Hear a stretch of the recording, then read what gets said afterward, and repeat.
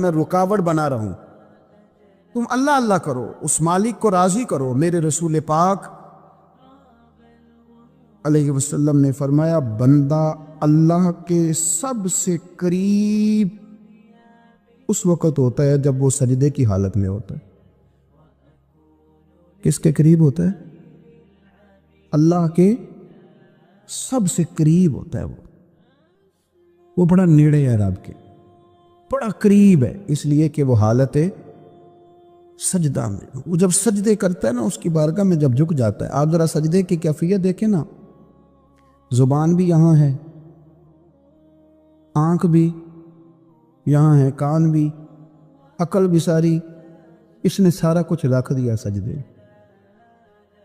آپ وہ کبھی پیچھے جائیں تو دیہاتوں میں کہا جاتا تھا ناک سے نکیریں نکالو، بہت بڑی سزا ہوتی تھی نا، ناک سے نکیریں نکالو، بڑی سزا ہوتی تھی۔ تو اس نے کہا مالک مجھے کسی نے کہا نہیں، پر دیکھنا میں نے رکھ دی ساری عقل سجدے میں، اور رکھ کے کہا کیا؟ سبحان ربی یا اللہ میں پست ہوں تو اعلیٰ، اللہ تو میرا رب ہے اور تو سب سے اعلیٰ اتنا۔ اور فرمایا جب یہ اس کیفیت میں ہوتا ہے تو پھر یہ اپنے رب کے قریب ہوتا ہے۔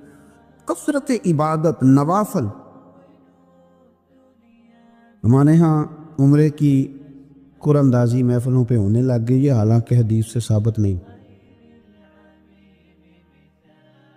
میں دوستوں سے کہتا ہوں جائز ہے، کرنی چاہیے، عمرے کی قرآن اندازی جائز ہے، پر کسی حدیث میں نہیں آئی کہ قرآن اندازی کرو عمرہ کرو۔ حدیث میں قرآن اندازی یہ آئی ہے کہ نبی پاک علیہ السلام نے فرمایا تمہیں پتہ چل جائے نا پہلی صف کا ثواب کتنا ہے، تم قرآن اندازی کرو۔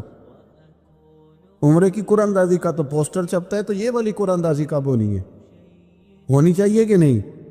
حضور نے فرمایا تمہیں پتہ چلے کہ اس کا ثواب کتنا، تو تم قرآن اندازی کرو، تم قرآن ڈالو۔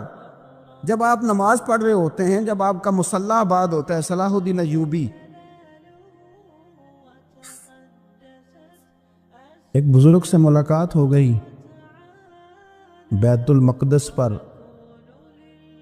قبضہ تھا عیسائیوں کا، تو صلاح الدین بڑے پریشان تھے۔ وہ بابا جی کہنے لگے پتر کیا ہوا؟ کہنے لگے حضور پتہ چلا ہے دشمن کے 2 بحری بیڑے اسلحہ لے کے آ رہے ہیں، مسلمان پہلے ہی کمزور ہیں، اور اب اگر 2 بحری بیڑے اور آ گئے تو حضور مسئلہ بن جائے گا۔ تو میں پریشان ہوں کہ کس طرح یہ کم مسئلے والی ہماری فوج ہے کیسے مقابلہ کرے گی۔ تو بابا جی کہنے لگے پتر اس طرح کرنا، آج رات تو بھی دعا کرنا اور میں بھی کروں گا، تو بھی دعا کر